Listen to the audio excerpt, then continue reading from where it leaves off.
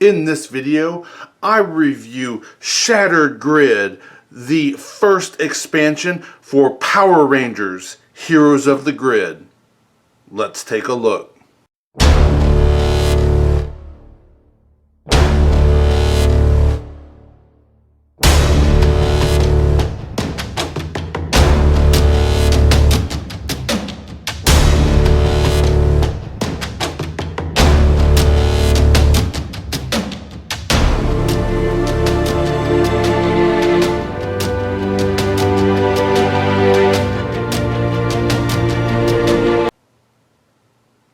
Here we have Shattered Grid, the first expansion for Power Rangers Heroes of the Grid.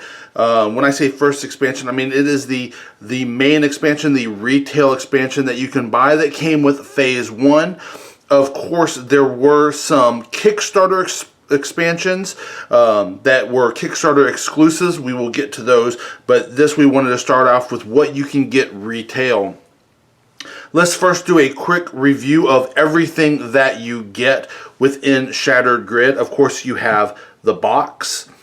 This one is a Hyperforce mainly version of your Power Rangers. So you have one for each color for your 5 Power Rangers in the Hyperforce. But what makes this especially interesting for me is that we also get 2 additional Power Rangers, an additional yellow, or an additional pink, I'm sorry, and an additional red.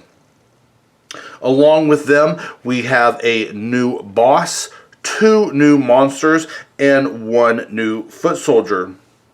It comes with 2 new location tiles and the Hyperforce Command Center.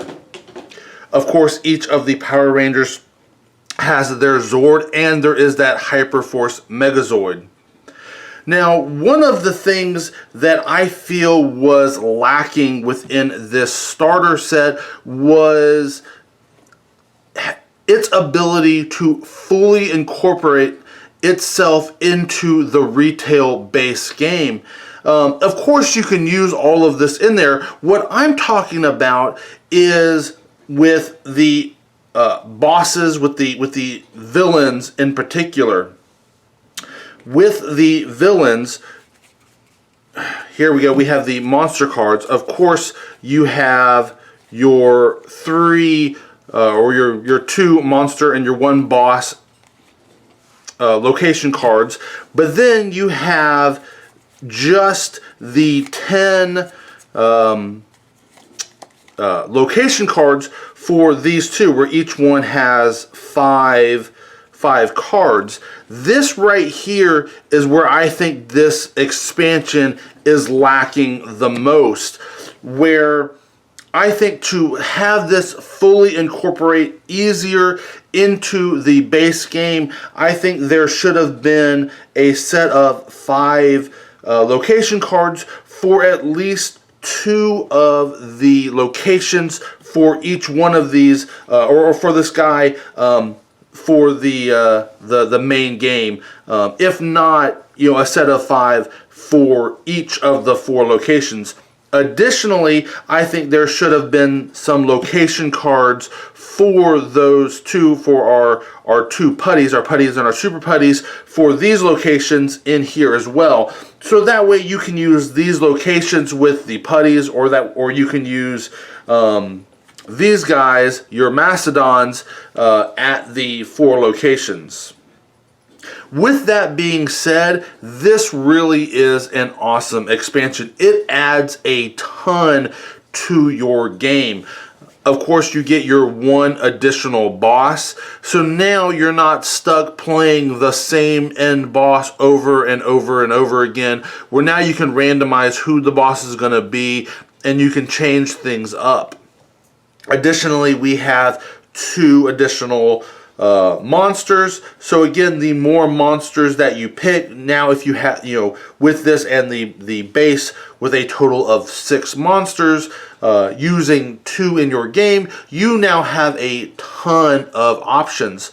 Of course, again, because they don't give you location cards for all of the locations, you just need to make sure that with whichever bosses you wind up choosing, you are Also putting in the appropriate location tiles to be able to fit that game that you're playing. Of course, we have the Ranger decks for all of these guys, your Zord cards for all of these guys. You know, everything is in here. It's really great. The more and more you get, just the better it is. You can now start, you know, playing the Hyperforce team. You can start mixing and matching. Especially, you know, if you play a lot of the 3-player games, you can now start playing full on, you know, decks with, you know, like a red game or a pink game, or there's just so much that you can do now just simply by adding this expansion to your base game. The difference in the MSRP retail price of being $90 for the base and $60 for this being a third less, is a good price point. You're getting 2 locations less, 1 foot soldier less, and 2 monsters less. You know, with everything else that you get, I can see that. Maybe I would want this to be maybe like in the $50, $55. But with all of that, I think, you know, all in comparison, the price point is really good. I like that a good bit. One of the things, though, that I do not like, once we're getting down to really the nitty-gritty, the nitpicky portions of this, is the box that this came in. This box is a very thin box. And especially once you start getting into sleeving your cards, it is very difficult to put your cards back in here and get them out. Because a sleeved card will not fit laying down in here. With the base game, it's no big deal. It is tall enough where you can put these in, you know, cockeyed, you know, at an angle. You can put them in there. But with this one, it's not as easy to have sleeve cards in here. So once you start getting into game protection, it does start to get a little more difficult of how you manage everything. It will fit, I mean, but just not as nice as, say, with the base game. So once you start incorporating this, that's when you'd really want to start looking into other possible storage solutions to house maybe everything together in the one, you know, in one platform. Next, I thought I'd quickly talk about the Rangers themselves. Yes, you're getting a good amount of Rangers within this pack, a full set of 5 plus 2 additional. But are they worth it? Are they any good? Do they change the mechanics? Do they add something new to the game to make where you would actually want these Rangers?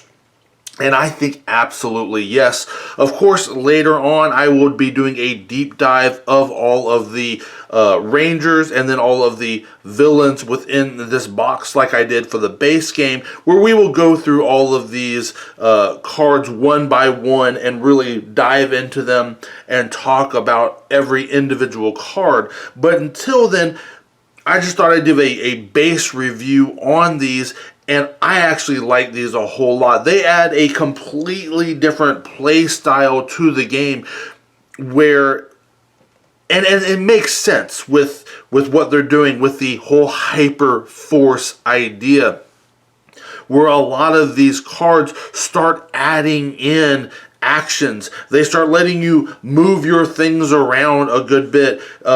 So if your game style is lots of actions, lots of being able to do lots of little things, really being able to choose how you want things.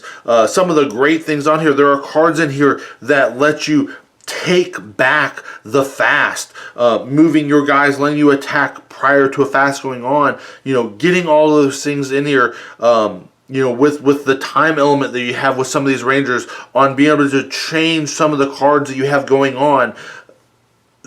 These give you a lot of differences. There are a lot of different types of mechanics, and a lot of different game play styles that you can start incorporating into your game once you bring this expansion into the base. So I like that a whole lot. So what about the villains within this expansion?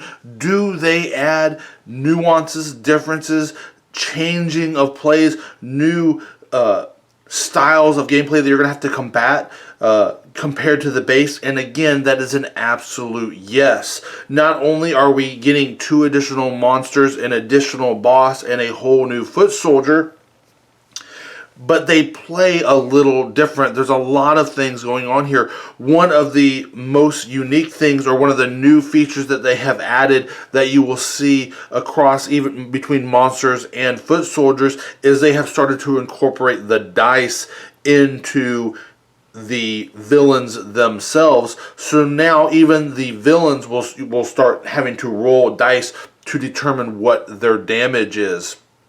So if you are a dice chucker and you do like that, and you were kind of missing that element within the villains of the game, these guys start to bring that back into the fold.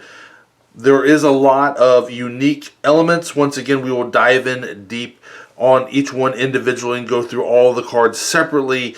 But for this overall review, yes, I absolutely love these new characters. I love the differences that they bring into the game. I love the replayability that they add into the game.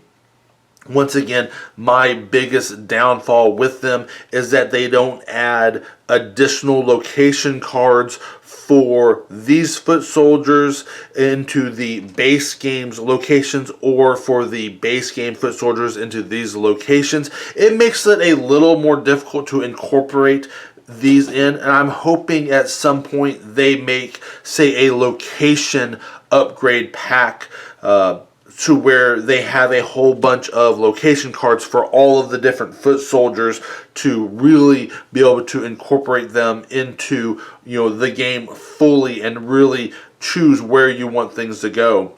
Other than that one drawback, I love the additions. I love the new characters they put in. I love the fact that we now have a second boss to change things up. It is definitely a great improvement into the base game. Well, that was my review for Shattered Grid, the first retail expansion for Power Rangers Heroes of the Grid. I hope it helped you to determine if this would be something you would be interested in getting to be able to incorporate into your base game of Power Rangers Heroes of the Grid. Until next time, guys, I'll see you later.